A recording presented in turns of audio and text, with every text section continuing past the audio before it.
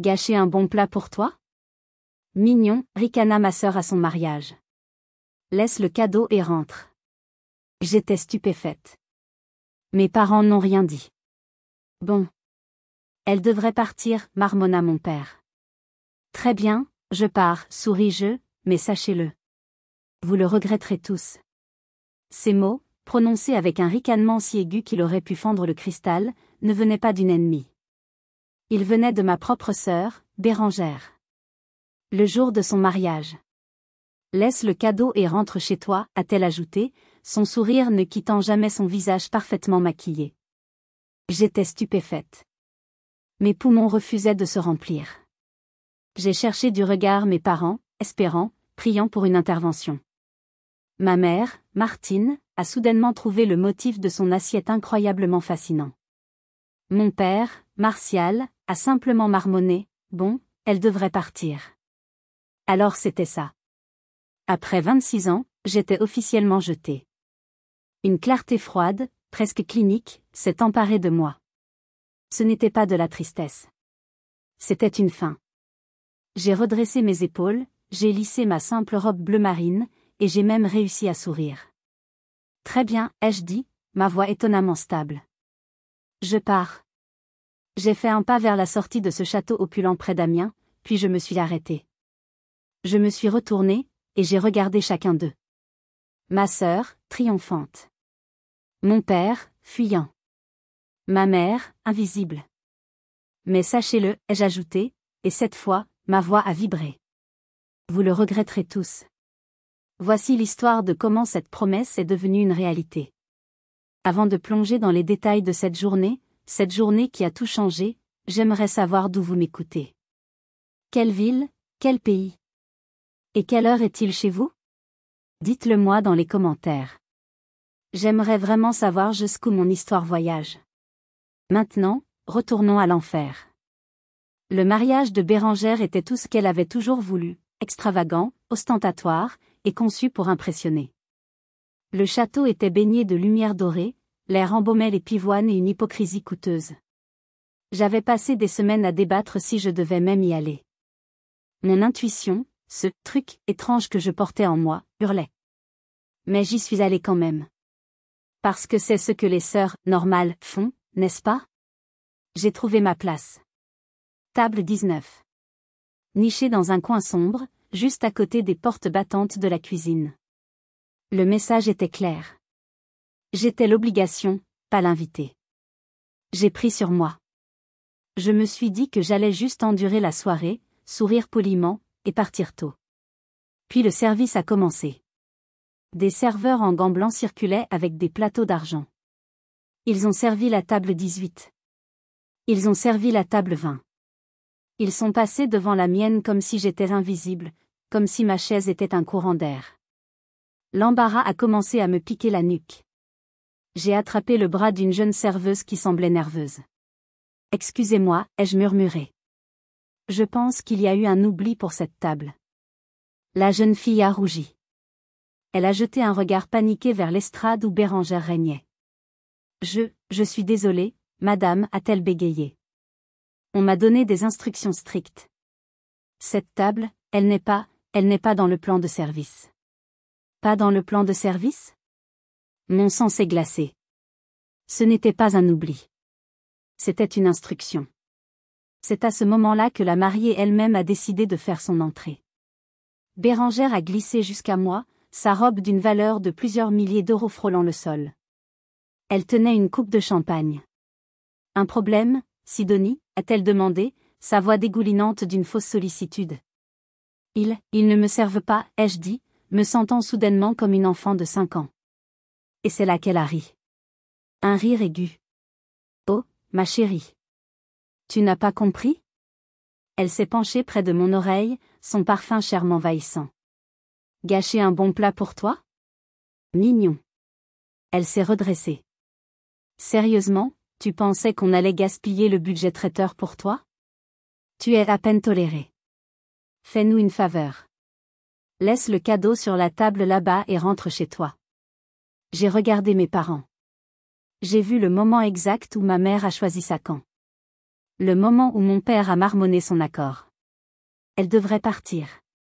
La clarté. C'était ça. Une clarté froide et tranchante. J'ai hoché la tête, lentement. Très bien. Je pars. Je me suis levée, ma chaise raclant bruyamment le parquet. La musique s'est arrêtée. Tous les yeux étaient sur moi. Mon sourire devait être terrifiant, car Bérengère a perdu une fraction de son assurance. Mais sachez-le, vous le regretterez tous. Je suis sortie dans l'air frais de la Picardie, pensant que c'était fini. L'humiliation était totale. Je n'avais aucune idée que tout ne faisait que commencer. Et que 2 hommes, dans cette salle, venaient de voir leur propre plan voler en éclats, à cause de moi. Pour comprendre ce qui s'est passé ensuite, pourquoi ma famille me traitait comme une paria, vous devez comprendre mon problème. Je m'appelle Sidonie. J'ai 26 ans. Et depuis aussi longtemps que je me souvienne, je suis différente. Je n'appelle pas ça un don. Pendant la majeure partie de ma vie, c'était une malédiction. C'est une forme d'hyperempathie, mais en plus laid. Je ne vois pas l'avenir. Je ressens le présent. Je sens les mensonges. Quand quelqu'un ment, je ne l'entends pas seulement. Je le goûte. Ça a le goût du métal, d'une vieille pièce de monnaie au fond de la bouche. Quand quelqu'un est effrayé ou complote, je le sens. Ça sent l'ozone juste avant un orage. C'est un assaut sensoriel constant. Enfant, les médecins disaient que j'avais un trouble anxieux généralisé. Mes parents, eux, ont juste décidé que j'étais cassée. Défectueuse. Et puis il y avait Bérengère. Ma petite sœur. De 3 ans ma cadette. Bérengère était le soleil. Elle était blonde, charmante, et savait exactement comment être ce que tout le monde attendait d'elle. Elle était la façade parfaite pour notre famille de classe moyenne d'Amiens. J'étais l'ombre, le rappel gênant que tout n'était pas parfait. Ma sœur ne me détestait pas parce que j'étais étrange. Elle me détestait parce que je la voyais. Je me souviens d'une fois, j'avais 12 ans. Je l'ai surprise dans la chambre de nos parents, la main dans le sac à main de ma mère. Elle en sortait un billet de 20 €. Elle ne m'a pas vue. Je suis restée là. Le goût métallique du mensonge qu'elle préparait déjà m'emplissait la bouche. Je n'ai rien dit. J'ai juste regardé. Elle s'est retournée et m'a vue. Elle n'a pas eu l'air coupable. Elle a eu l'air furieuse. Arrête, m'a-t-elle crié. Arrête de me regarder comme ça. Comme si tu savais. Elle a couru voir ma mère, en larmes, disant que j'étais entrée dans la chambre et que je l'avais effrayée, sans raison. J'ai été punie pour avoir espionné ma sœur. Bérengère, elle, a eu de l'argent de poche supplémentaire cette semaine-là pour s'acheter quelque chose de joli, et oublier sa peur. J'ai appris ce jour-là que la vérité n'avait aucune valeur dans notre maison. Nos parents n'étaient pas seulement aveugles, ils étaient volontairement aveugles. Bérengère était leur projet réussi. J'étais leur échec. Et ils lui ont tout donné pour compenser ce qu'ils ne pouvaient pas me donner, la normalité. Mon père, Martial, un homme qui croyait plus à l'apparence qu'à la réalité, ne supportait pas mon don. Surtout après l'incident des 10 000 €. J'avais 15 ans. Un de ses amis était venu dîner. Un homme charmant, avec des chaussures chères et un sourire facile. Il parlait d'une opportunité d'investissement dans l'immobilier. Tout le long du repas, je n'arrivais pas à respirer. L'odeur de l'ozone, l'odeur de la panique et de la tromperie, était si forte qu'elle couvrait celle du rôti. Quand il est parti, j'ai essayé de prévenir mon père. Papa, ai-je dit, ma voix tremblante. Ne lui donne pas d'argent. S'il te plaît. Il ne sent pas bon. Mon père m'a regardé avec un tel dégoût. Tu ne sens pas bon? Qu'est-ce que ça veut dire, encore? Tu ne peux pas être normal? C'est de l'argent, Sidonie. Pas un cours de parfum. Il a investi 10 000 €. L'économie de toute une année. 6 mois plus tard, l'homme avait disparu, et l'argent aussi. La société n'avait jamais existé. Quand mon père l'a finalement admis, il ne s'est pas excusé. Il est entré dans ma chambre, le visage rouge, et m'a pointé du doigt. C'est de ta faute, a-t-il crié. C'est toi et tes ondes.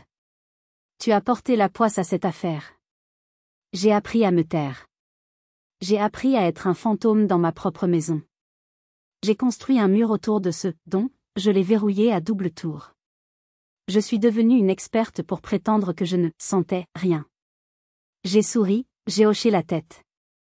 Mais à l'intérieur, j'étais dans une cage de verre, observant un monde dont je ne pourrais jamais faire partie. Jusqu'à ce qu'une rencontre inattendue à l'université ne me donne enfin une clé. J'ai choisi d'étudier la psychologie criminelle à l'université de Picardie. Ce n'était pas par vocation académique. C'était par désespoir. Je voulais mettre un nom sur ce que j'étais. Si je ne pouvais pas être normal, au moins je pourrais comprendre le comment et le pourquoi de ce que je ressentais. Mais l'université a été un cauchemar sensoriel.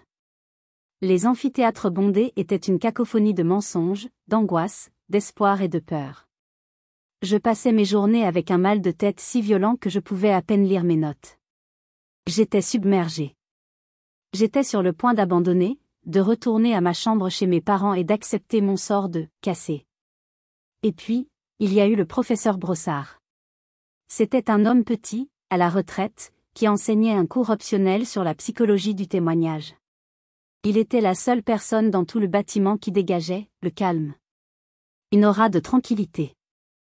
Un jour, après un cours où j'avais dû sortir précipitamment parce que l'odeur d'un mensonge, un étudiant trichant à un examen, était trop forte, il m'a attendu dans le couloir. « Sidonie » m'a-t-il dit doucement. « Vous n'êtes pas malade. Vous êtes juste bruyante. » J'ai levé les yeux, choquée. « Venez dans mon bureau » a-t-il dit. Pendant 1 heure, j'ai tout déballé. L'odeur. Le goût. L'anxiété. Le mariage de ma sœur. L'argent de mon père. Je m'attendais à ce qu'il appelle l'infirmerie psychiatrique. Il a écouté. Il n'a pas jugé. Quand j'ai fini, il a simplement souri. Je ne peux pas vous guérir, Sidonie. Car vous n'êtes pas malade. Mais je connais quelqu'un qui peut vous former, point. Il m'a donné un nom et un numéro. Armelle. C'est ma sœur, a-t-il expliqué. Elle a une expérience similaire. La semaine suivante, j'étais assise dans un café tranquille du centre-ville d'Amiens, face à une femme d'une 60aine d'années qui dégageait une autorité tranquille que je n'avais jamais rencontrée. Armelle. Elle avait des yeux d'un gris acier qui semblaient voir à travers moi, mais pour la première fois, je ne me sentais pas jugée. Je me sentais lue. Elle était une ancienne négociatrice du GIGN. La crème de la crème. Pendant 30 ans, m'a-t-elle dit en sirotant son expresso, mon travail a été de savoir si le type de l'autre côté du téléphone allait appuyer sur la détente ou libérer l'otage. Et je le savais. Comme toi, je le sentais, point. Ce fut le début de ma vraie vie. Armelle m'a prise sous son aile. Elle m'a formée. Elle a transformé ma malédiction en outil. Elle m'a appris à canaliser le flot. Ce n'est pas de la magie, Sidonie, me répétait-elle. C'est de la donnée. Ton cerveau capte juste ce que les autres filtrent. Les micro-expressions. Le ton de la voix. Le choix des mots. Ce que tu appelles le goût du métal, c'est l'acidité dans la salive causée par le stress d'un mensonge. Ce que tu appelles l'odeur d'ozone, c'est la phéromone de la peur. Elle m'a appris à compartimenter. À construire des murs mentaux. Elle m'a donné des exercices. Elle m'a fait analyser des heures d'interrogatoire de police, d'abord sans le son, puis juste le son sans l'image. Elle m'a appris à construire ce qu'elle appelait mon palais mental, un endroit où je pouvais stocker les informations sans qu'elles me submergent. Et le plus important, elle m'a appris à installer un interrupteur. Un bouton « off ». Après 2 ans de travail acharné, j'ai obtenu mon diplôme. Je n'étais plus une victime. J'étais une analyste. Armelle, qui avait sa propre société de conseil en sécurité d'entreprise, a commencé à me confier de petites missions, en freelance, depuis chez moi. « Tu es prête ?» m'a-t-elle dit. « Tu es un détecteur de mensonges humains. Et dans le monde des affaires, Sidonie, c'est une compétence qui vaut de l'or. » J'ai enfin commencé à construire ma vie. Mais Armelle m'a prévenu, l'outil est puissant, Sidonie. Mais il est dangereux. Surtout quand vous l'utilisez près de ceux qui préfèrent que vous restiez aveugle. Je n'avais aucune idée à quel point elle avait raison. J'avais donc une compétence rare. J'étais devenue une analyste redoutable, spécialisée dans ce qu'Armel appelait poliment l'évaluation du risque humain. En clair, je démasquais les fraudeurs, les menteurs et les voleurs avant qu'ils ne coûtent des millions à des entreprises. J'étais bonne. Vraiment bonne. Je travaillais anonymement, sous le nom de SV. Conseil. Armel me transmettait les dossiers. Je lisais des rapports financiers, j'analysais des organigrammes, je regardais des heures d'entretien filmés. Et je trouvais la faille. Le maillon faible. L'employé qui goûtait le métal. Et où est-ce que je faisais tout ça? Depuis ma chambre d'adolescente, chez mes parents. L'ironie était écrasante. J'étais diplômée d'un master. Je gagnais discrètement plus d'argent que mon père n'en avait jamais vu. Et pourtant, pour ma famille, j'étais toujours Sidonie, celle qui ne va pas bien. Pourquoi est-ce que je ne partais pas? La question me hantait. Une partie de moi avait peur. Peur de l'isolement. Peur que sans la structure de la maison familiale, même si elle était toxique, je perde le contrôle de mon don à nouveau. Mais il y avait une autre raison. Une raison plus profonde et plus honteuse. C'était cette stupide lueur d'espoir. L'espoir que si j'étais là, sous leurs yeux, si je payais un loyer bien trop généreux pour ma petite chambre, si je faisais les courses, si je nettoyais la maison, si je me rendais utile et normal, un jour, ils me verraient. Vraiment. Mais ils ne voyaient rien. Bérengère, en revanche, voyait tout. Elle avait décroché un poste de relations publiques dans une grande entreprise de logistique de la région, la société Rinaudot. Un poste qu'elle avait obtenu, ironiquement, grâce à une recommandation de l'oncle de son ami, que mon père connaissait. Elle avait un vrai travail. Elle portait des tailleurs. Elle rentrait tard, se plaignant du stress. Et elle prenait un malin plaisir à me rabaisser. Alors, Sidonie, disait-elle en me voyant passer l'aspirateur le samedi matin, le master en psychologie, ça aide pour enlever les taches sur le tapis? Ou bien, c'est fou, tu es toujours en pyjama à 11h. La vie de freelance, ça a l'air épuisant. Je serrais les dents et je ne disais rien. Je me concentrais sur le bouton off d'Armel. Puis, il y a 2 mois, l'incident le plus grave est arrivé. L'entreprise de Bérengère, Rinaudot Logistique, traversait une crise majeure. Une menace de grève générale planait. Les négociations avec le syndicat étaient dans l'impasse.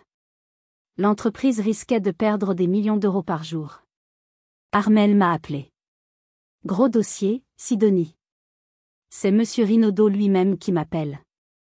Il pense qu'il y a une taupe dans les négociations. Il veut une analyse de risque sur son équipe de direction. J'ai travaillé 72 heures d'affilée. J'ai épluché les profils. Et je l'ai trouvé. Mon intuition hurlait. Ce n'était pas une taupe. Ce n'était pas le syndicat. C'était le directeur financier adjoint. Il ne sentait pas la trahison. Il sentait la victoire. Il goûtait le triomphe. J'ai creusé. J'ai réalisé qu'il ne sabotait pas l'entreprise. Il pariait contre elle en bourse, en utilisant des informations confidentielles sur l'échec des négociations. Mais ce n'était pas tout. J'ai senti autre chose. J'ai réalisé que la vraie raison du blocage syndical n'était pas le salaire. C'était un gestionnaire de niveau intermédiaire qui détournait le fonds de prévoyance des employés. Le directeur financier adjoint le savait, et il espérait que la grève massive servirait de couverture pour que le trou de plusieurs millions dans les comptes ne soit jamais découvert. J'ai rédigé un rapport de 50 pages. J'ai tout détaillé. Armel l'a transmis directement au PDG, monsieur Rinaudot. 2 jours plus tard, Bérengère est rentrée à la maison, rayonnante. Elle a débouché une bouteille de champagne. Vous ne devinerez jamais, a-t-elle annoncé. J'ai sauvé la boîte. Mon sang s'est glacé. J'étais à une réunion, a-t-elle continué, et tout le monde paniquait. Et là, j'ai eu une idée de génie. J'ai dit, et si le problème n'était pas le salaire? Et si c'était quelque chose de plus, personnel? Comme les fonds de prévoyance? Le PDG m'a regardé comme si j'étais un génie. Elle avait vu. D'une manière ou d'une autre, elle avait vu le résumé de 2 pages de mon rapport qu'Armel avait envoyé à Renaudot. Elle se l'était approprié. J'étais cloué sur place. Ma propre sœur venait de voler mon travail, un travail qui a sauvé des millions d'euros, et elle l'a fait avec le sourire. Que auriez-vous fait à ma place? L'auriez-vous dénoncé, au risque de tout perdre? Ou auriez-vous serré les dents? Dites-moi dans les commentaires ce que vous auriez fait. Je me suis tue. Encore une fois. J'ai avalé ma rage. Je me suis dit que M. Renaudot savait, lui, que le rapport venait de SV. Conseil et non de sa responsable PR. Et 2 semaines plus tard, Bérangère est rentrée avec une nouvelle encore plus grande. Une nouvelle qui allait tous nous détruire. Je vais me marier. Bérangère a lancé la nouvelle au milieu du dîner dominical, comme si elle jetait une bombe sur la table. Mes parents ont explosé de joie. Des larmes, des cris. C'était la consécration. Il s'appelle Cyprien, a-t-elle roucoulé. Il est parfait. Cyprien. Le nom flottait dans l'air. Et pour moi, il est arrivé avec une odeur. L'odeur d'ozone. L'odeur de la panique. Il travaille dans la fintech, a continué Bérangère, les yeux brillants. Il dirige une start-up incroyable. Et il est l'héritier d'un fonds d'investissement familial. Un prince.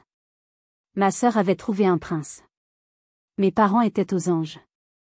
Enfin, a dit mon père, me lançant un regard de côté, quelqu'un qui a de l'ambition dans cette famille. Ils l'ont invité à dîner la semaine suivante. Le soir où Cyprien est entré chez nous, mon don est devenu fou. Il s'est mis à hurler.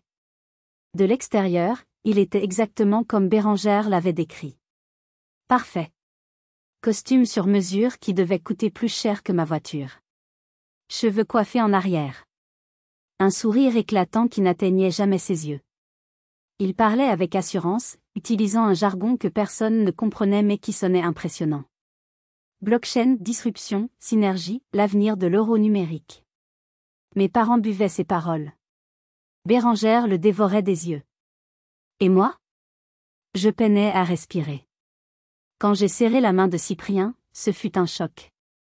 Sa main était chaude, moite. Mais ce que j'ai ressenti, c'était une sensation glissante. Comme essayer d'attraper un poisson à main nue. Et cette odeur. L'odeur de la panique, si forte, mais recouverte d'une couche de confiance arrogante. Cet homme n'était pas un prédateur au sommet de sa forme. C'était une proie qui essayait désespérément de ne pas avoir l'air d'une proie. Il avait peur. Terriblement peur. Tout au long du dîner, j'ai essayé de comprendre. Pourquoi avait-il si peur? J'ai essayé de poser des questions simples. La fintech, c'est fascinant. Quel est le modèle économique exact de votre start-up? Son sourire s'est figé une microseconde. C'est un peu technique, Sidonie. Je ne voudrais pas t'ennuyer avec les détails. Oh, essayez, ai-je dit doucement. J'aime bien les détails. Il a ri, un son sec, et a changé de sujet. Plus tard, alors qu'il parlait de son fonds d'investissement familial, j'ai demandé, quel est le nom de ce fonds? J'aimerais peut-être y jeter un œil. Le silence s'est abattu sur la table. Bérangère m'a lancé un regard noir.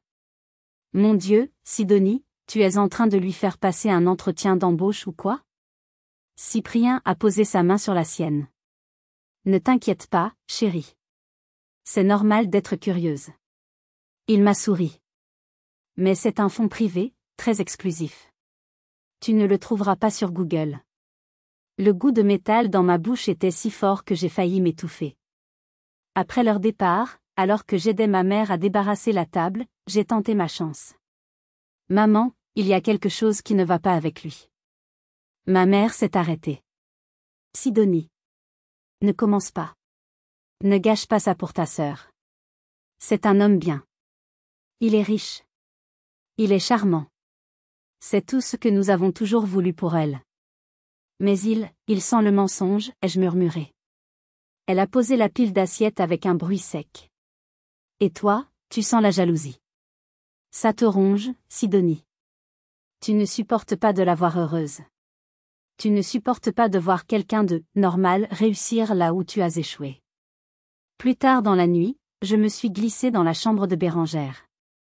Elle se démaquillait. Bérengère, ai-je commencé. Quoi, a-t-elle dit sèchement. S'il te plaît. Ralentis. Il y a quelque chose qui ne va pas avec Cyprien. Je ne peux pas l'expliquer, mais je le sens.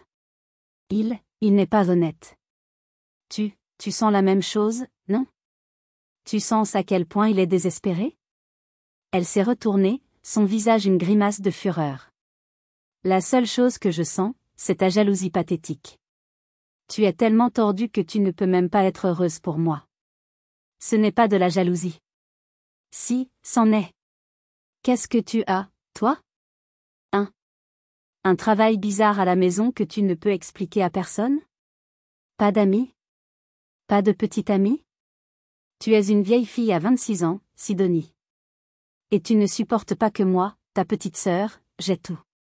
Elle s'est approchée de moi, son doigt pointé sur ma poitrine. Alors écoute-moi bien. Tu vas la fermer. Tu vas venir à ce mariage. Tu vas sourire. Et si tu ouvres la bouche pour dire un seul mot contre Cyprien, je te jure devant Dieu que je te détruirai. J'ai reculé, comme si elle m'avait frappé. L'odeur de panique de Cyprien avait été remplacée par l'odeur de purène de ma sœur. Et c'était pire. J'ai hoché la tête. Je me suis tue. Le mariage a été fixé pour 6 semaines plus tard. Une organisation express. On s'aime tellement, pourquoi attendre, disait-elle. Mais mon don me hurlait la vraie raison. Ce n'était pas de l'amour. C'était une course contre la montre. Mais contre quoi? Nous revoilà donc au jour du mariage. Le château près d'Amiens.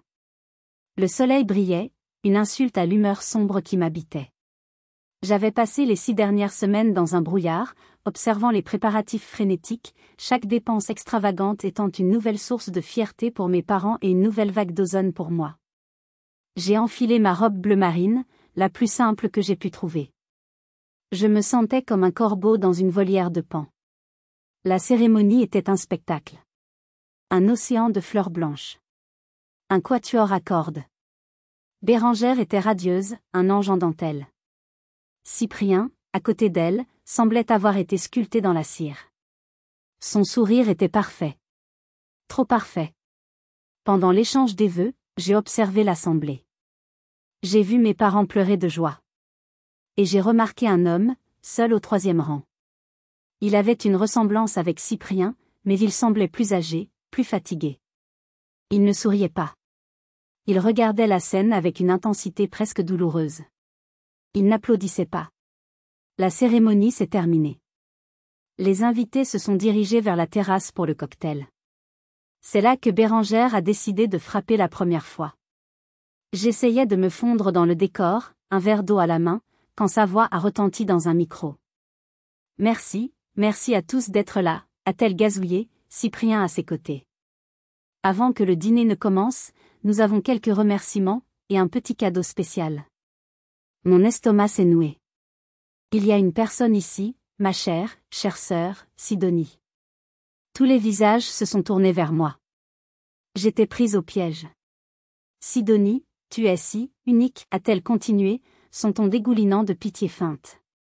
Et je sais que les événements comme celui-ci sont difficiles pour toi. Alors Cyprien et moi, on a pensé à quelque chose pour t'aider. Elle a fait signe à une demoiselle d'honneur, qui s'est approchée de moi avec une petite boîte enveloppée de rubans. J'ai dû la prendre. Mes mains tremblaient. Ouvre-le, a crié Bérengère. J'ai défait le ruban. J'ai ouvert la boîte. À l'intérieur, niché dans du papier de soie, se trouvait un livre. Un livre de poche bon marché. La couverture jaune vive proclamait « Vaincre sa timidité, guide pour les inadaptés sociaux ».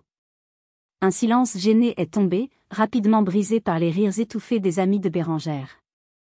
J'ai levé les yeux. Bérengère me regardait avec ce sourire triomphant. Cyprien, à côté d'elle, avait un air de pure arrogance. Le sang m'est monté au visage. Je me sentais nue. Chaque regard était une pierre. J'ai vu ma mère secouer la tête, non pas de désapprobation envers Bérengère, mais de pitié pour moi. Comme si je méritais cela.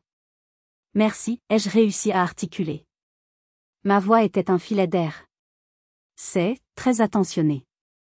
J'ai serré le livre si fort que mes ongles se sont plantés dans ma paume. J'ai trouvé le coin le plus éloigné de la terrasse et j'ai attendu que le sol s'ouvre et m'avale. 1 heure plus tard, on nous a appelés pour le dîner. C'est là que j'ai découvert ma place. Table 19. Juste à côté des cuisines. Loin de la famille. Loin de tout. Je me suis assise, le livre jaune posé sur la nappe comme une accusation. L'humiliation du cocktail n'était que l'apéritif. Le plat principal restait à venir. Je me suis assise. J'ai respiré. J'ai activé le bouton off d'Armel. Je me suis transformée en pierre. Je n'allais pas leur donner la satisfaction de me voir pleurer. Et c'est là que le service a commencé. C'est là que la serveuse m'a dit que ma table n'était pas dans le plan. C'est là que Bérangère est arrivée avec sa coupe de champagne. Gâcher un bon plat pour toi? Mignon. L'humiliation du livre n'était pas suffisante.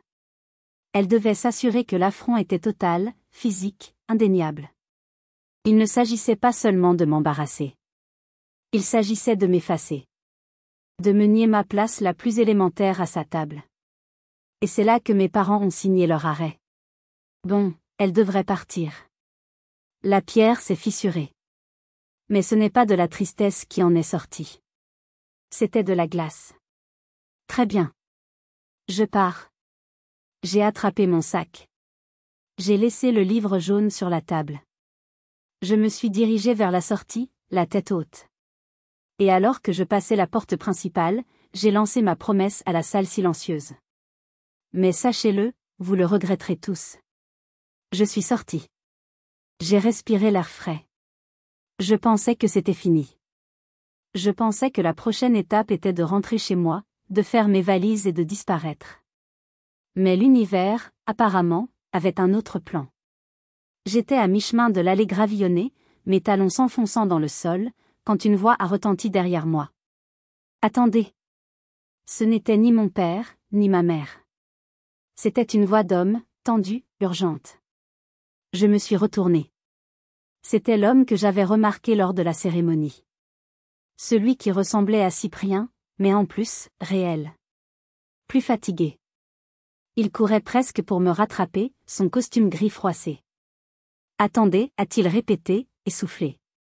Vous avez oublié quelque chose. Il m'a tendu mon sac à main, que j'avais fait tomber dans ma hâte. Oh. Merci, ai-je dit, surprise. Léandre, a-t-il dit, en tendant la main. Léandre Fournier. Le frère aîné de Cyprien. J'ai serré sa main. Sidonie. La sœur de la mariée. Un sourire triste a effleuré ses lèvres. Je sais.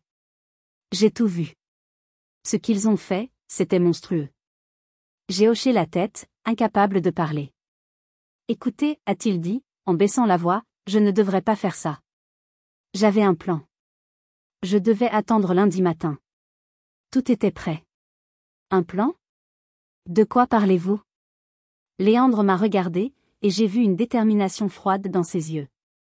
Je suis le responsable de la conformité, Head of Compliance, du fonds d'investissement familial. Ou du moins, de ce qu'il en reste. Mon don s'est réveillé. L'odeur d'ozone que je sentais autour de Cyprien, elle venait de cet homme. Non, pas de lui. Il était le calme. L'odeur venait de ce dont il parlait. Je suis venu ici aujourd'hui pour une seule raison, a-t-il continué. Pour voir jusqu'où il irait. Pour recueillir la dernière preuve. Mais quand j'ai vu ce qu'ils vous ont fait, ce qu'il a laissé votre sœur vous faire, j'ai réalisé qu'il n'est pas seulement un voleur. C'est un monstre. Et je ne peux pas attendre lundi. Léandre, vous me faites peur. De quoi parlez-vous? Il a pris une profonde inspiration. Le fonds d'investissement familial. Il n'existe plus. Il a déposé le bilan il y a 2 semaines. Mon cœur a raté un battement. Cyprien, a-t-il dit, son visage durci, a passé la dernière année à le vider. A siphonné l'argent des clients sur des comptes offshore. Il a volé environ 1,5 million d'euros. Il est fauché. Ce mariage, cette fête, tout est payé avec le dernier centime de l'argent volé. Ou à crédit. Je me suis appuyée contre une statue de pierre. Mes jambes tremblaient. Il épouse votre sœur, a continué Léandre, parce qu'elle travaille dans une grande entreprise. Il a besoin de ses relations. Il a besoin de sa crédibilité. Il a besoin d'elle pour lever des fonds pour sa prochaine start-up, qui n'est qu'une autre coquille vide pour escroquer les gens. Mon Dieu, ai-je murmuré. L'odeur, je savais qu'il sentait la panique. Léandre a froncé les sourcils. Je ne sais pas ce que vous voulez dire par là. Mais moi, j'ai les relevés bancaires. Je devais tout remettre à la police lundi. Alors, pourquoi m'arrêter? Parce qu'il y a pire, a-t-il dit. Cette Bérengère, elle est aussi cruelle que lui est Cupide. Et ils ont préparé un dernier piège pour elle. Pour Bérengère? Oui. L'appartement. J'ai repensé aux dernières semaines. Bérengère n'arrêtait pas de se vanter de leur incroyable nouvel appartement dans le centre d'Amiens. Un duplex avec vue sur la cathédrale. Quoi, l'appartement? Cyprien l'a convaincu de le prendre. Il lui a dit que c'était un investissement. Il a payé la caution, 50 000 €, avec l'argent volé. Mais le bail est au nom de votre sœur. Uniquement au sien. Mes yeux se sont écarquillés. Un bail de 3 ans, a dit Léandre. Non résiliable. Loyer de 5 000 € par mois. Il l'a convaincu de le signer la semaine dernière, en lui disant que c'était plus simple pour la paperasse. Il l'avait piégé. Cyprien prévoyait de prendre la fuite, la laissant avec une dette massive et un appartement de luxe impossible à payer. Je dois l'arrêter, a dit Léandre, plus pour lui-même que pour moi. Maintenant. Il s'est retourné et a commencé à marcher vers le château. Qu'est-ce que vous allez faire? Ai-je crié. Il s'est retourné. Ce que j'aurais dû faire il y a 6 mois. Dire la vérité. Sans réfléchir, je lui ai emboîté le pas. Je n'allais pas manquer ça. Si vous êtes arrivé jusqu'ici, laissez un commentaire pour nous dire ce que vous auriez fait à la place d'OP. Vous pouvez aussi écrire simplement le chiffre 1 pour montrer que vous suivez encore. Et dites-nous, vous regardez cette histoire depuis quelle région ou quel pays? Nous sommes rentrés dans la salle de réception en plein milieu du discours du père de Cyprien. Le silence est tombé lorsque Léandre s'est dirigé droit vers la table d'honneur. Léandre? Qu'est-ce que tu fais? A dit Cyprien, son sourire parfait se glaçant sur son visage. Tu es en retard pour le discours du témoin. J'ai quelque chose de mieux qu'un discours, Cyprien, a dit Léandre, sa voix portant dans toute la salle. Il a pris le micro du pupitre. Bonsoir à tous. Je suis Léandre Fournier. Le frère de l'homme qui se fait appeler le marié. La salle était silencieuse. On aurait pu entendre une épingle tomber. Je suis venu ici ce soir pour vous dire la vérité, a-t-il dit. La vérité sur le fonds d'investissement Fournier, qui a officiellement déposé le bilan il y a 2 semaines. Un murmure collectif s'est élevé. J'ai vu mes parents devenir livides. La vérité, a continué Léandre, sur mon frère, Cyprien, qui a passé l'année dernière à détourner 1,5 million d'euros des comptes de nos clients. Des retraités. Des familles. Tais-toi, a hurlé Cyprien, se levant d'un bond. Il est fou. Il ment. Je mens, a demandé Léandre calmement. Il a sorti une liasse de papier de la poche intérieure de sa veste. Ceci est le relevé bancaire offshore. Ceci est la plainte que je dépose lundi matin auprès du procureur. Bérengère regardait de l'un à l'autre, son visage passant du blanc à l'écarlate. Cyprien? De quoi parle-t-il? Et ceci, a dit Léandre, est le bail de votre nouvel appartement. Ce magnifique duplex à 5 000 € par mois. Celui que tu as signé. Seul. La semaine dernière. Le visage de Bérengère s'est décomposé. L'horreur pure. Elle a compris. La salle a explosé en chaos. Mais Bérengère, ma sœur, au lieu d'accepter la défaite, au lieu de s'effondrer, a fait ce qu'elle faisait de mieux. Elle a trouvé un bouc émissaire. Elle s'est tournée, ses yeux injectés de sang cherchant dans la foule, et m'a trouvé, debout près de la porte à côté de Léandre. Théoï, a-t-elle hurlé, en me pointant du doigt. C'est de ta faute. C'est toi qui as fait ça. Tu as tout gâché. Tu as porté la poisse sur mon mariage. Tous les regards se sont tournés vers moi. J'étais à nouveau prise au piège. Tu es jalouse, a-t-elle crié, s'avançant vers moi. Tu as toujours été jalouse. Tu ne supportais pas de me voir heureuse, alors tu as inventé tout ça. Tu as payé cet homme pour mentir. Cyprien, voyant une bouée de sauvetage, s'est joint à elle. Oui. C'est elle. Je ne l'ai jamais aimée. C'est elle qui a essayé de nous séparer. J'étais sans voix. La pure absurdité de l'accusation était stupéfiante. Et c'est là qu'une troisième voix s'est élevée. Une voix calme, autoritaire, que je ne m'attendais pas à entendre. Assez. Un homme d'une cinquantaine d'années, élégant, que je n'avais pas reconnu, se tenait à la table principale. Il regardait Bérengère avec un dégoût glacial. Monsieur Rinaudot, a bégayé Bérengère. Qu'est-ce que... C'était lui. Le PDG de Rinaudot Logistique. Son patron. Mademoiselle Bérengère, a dit Monsieur Rinaudot, je vous suggère de vous taire immédiatement.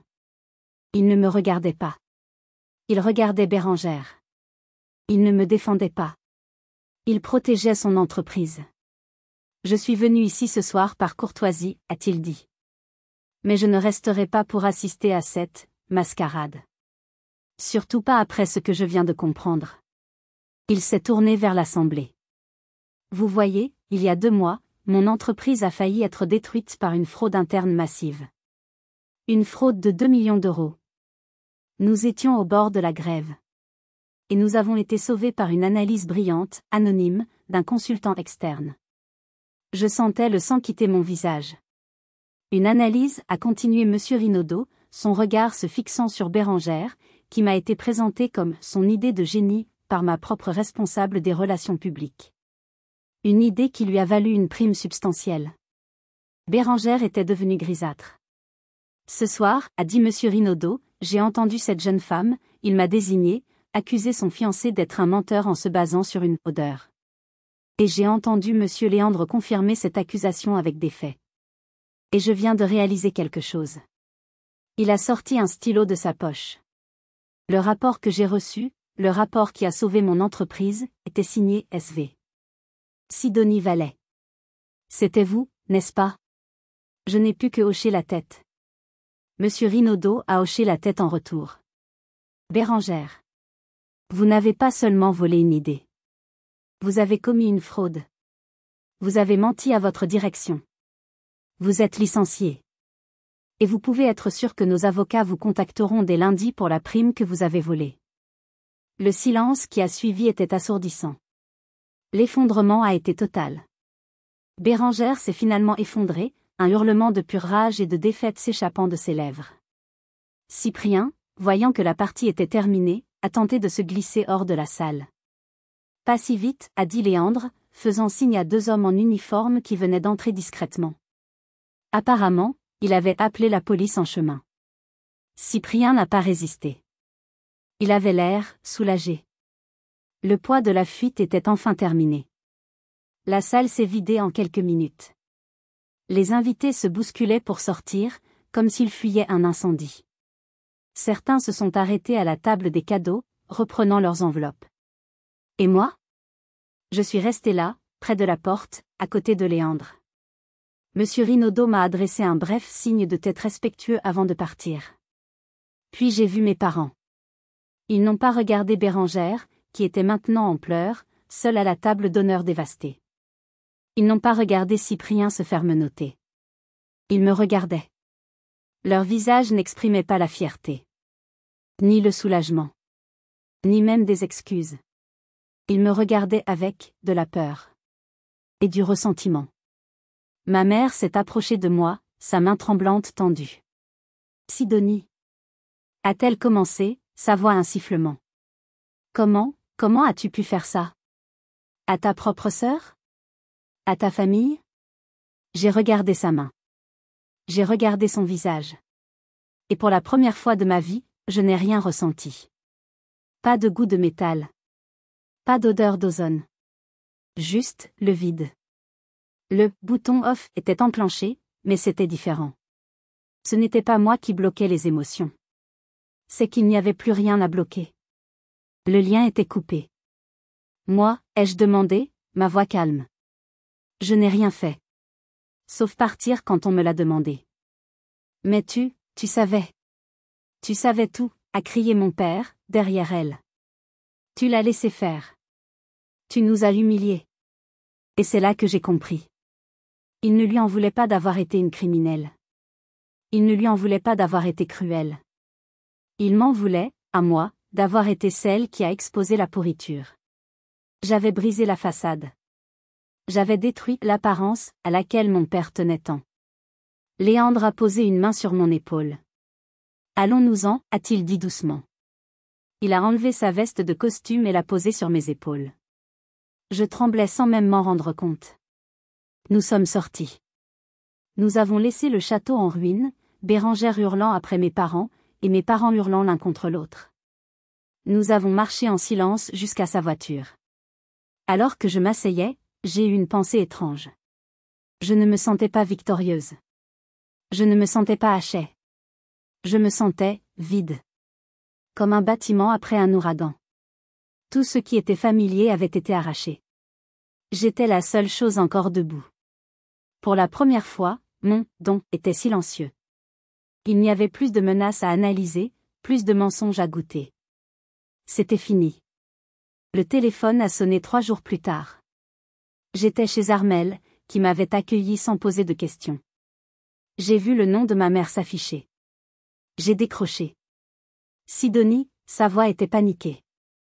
C'est une catastrophe. L'appartement. Les avocats. Bérengère, elle n'est pas bien. Tu dois l'aider. C'est ta sœur. Elle est de ta famille. J'ai regardé par la fenêtre le jardin paisible d'Armelle. Maman, ai-je dit, et ma voix était celle d'une étrangère. J'ai été officiellement renvoyée de cette famille il y a 3 jours. Vous étiez là. Vous n'avez rien dit. J'ai raccroché. Et pour la première fois de ma vie, je n'ai ressenti aucune culpabilité. La vie après l'explosion a été étrange. Le premier mois, j'ai dormi. J'ai dormi comme je n'avais pas dormi depuis mon enfance. Le bruit constant dans ma tête, le don, s'était calmé, comme s'il savait que j'avais besoin de guérir. Sur les conseils d'Armelle, j'ai pris une décision. Amiens était fini pour moi. C'était une ville fantôme, remplie de souvenirs toxiques. J'ai fait mes valises, j'ai pris le strict nécessaire, et j'ai pris un train. 1 heure de trajet. Ce n'était pas loin, mais c'était un autre monde. Je me suis installée à Lille. J'ai loué un petit appartement lumineux dans le vieux Lille. J'ai ouvert ma société de conseil, cette fois sous mon vrai nom. Sidonie Vallet Analyse. Plus d'anonymat. Plus de cachette. Monsieur Rinaudot a été mon premier client officiel. Il m'a envoyé 2 autres PDG avant même que ma plaque ne soit sur la porte. Et Léandre ? Il a appelé 1 semaine après le mariage. Il s'occupait des débris légaux de sa famille. Il était, comme moi, en train de faire le deuil d'une famille qu'il n'avait jamais vraiment eue. Nous avons parlé. D'abord de Cyprien. Puis de nos pères. Puis de tout le reste. Il est venu à Lille me voir. Puis encore. Il n'a pas été effrayé quand je lui ai parlé de mon don. Il a simplement hoché la tête. Pour moi, a-t-il dit, c'est juste de l'honnêteté. Une honnêteté brute. J'aime ça. Il m'a dit qu'il aimait le silence que mon intuition apportait. Il savait qu'avec moi, il n'y avait pas de faux semblants. Nous avons commencé à travailler ensemble sur certains dossiers. Sa rigueur en matière de conformité et mon intuition formaient une équipe redoutable. Et puis, un soir, autour d'un dîner, nous avons réalisé que nous n'étions plus seulement des collègues. La vie devenait belle. Simple. Puis, 6 mois plus tard, on a sonné à ma porte. C'était Bérengère. Je ne l'ai presque pas reconnue. Fini les tailleurs chics, fini le maquillage parfait. Elle portait un jean usé et un vieux pull. Ses cheveux blonds étaient attachés en un chignon désordonné. Elle avait l'air épuisée. Et sobre. Elle m'a regardé, et pour la première fois de sa vie, je n'ai vu aucune trace d'arrogance. Elle a commencé, sa voix rauque. Je travaille dans une boulangerie. À Amiens. Je me lève à 4 heures du matin. Je n'ai rien dit. J'ai perdu l'appartement, a-t-elle continué. Évidemment. J'ai déposé un dossier de surendettement. Papa et maman ont dû vendre la maison pour payer une partie de mes dettes et des leurs. Ils vivent dans un petit T2 maintenant. Elle a pris une profonde inspiration. Je ne suis pas venue te demander de l'argent.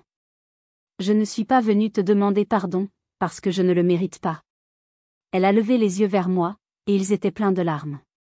Je suis venue te dire que, tu avais raison. Surtout. Et je suis désolée. Sidonie. Je suis tellement désolée. J'étais jalouse. Pas parce que tu avais ce truc. Mais parce que, tu as toujours été honnête. Et j'en avais tellement peur. Elle a pleuré. Un sanglot sec et douloureux. J'ai regardé ma sœur. Ma petite sœur. Et j'ai activé mon don. Je me suis préparée au goût de métal. Il n'y en avait pas. Pour la première fois de sa vie, elle était à 100% honnête. C'était une vérité laide, désespérée, mais c'était la vérité. J'ai soupiré. Une fatigue de 26 ans. Tu veux un café? Elle a hoché la tête, stupéfaite. Je l'ai laissée entrer. Pas parce que je lui avais pardonné. Pas encore. Mais parce que j'avais compris. Et parce que, pour la première fois de ma vie, j'étais assez forte pour savoir qu'elle ne pouvait plus me faire de mal. J'avais des limites, maintenant. Des murs en acier.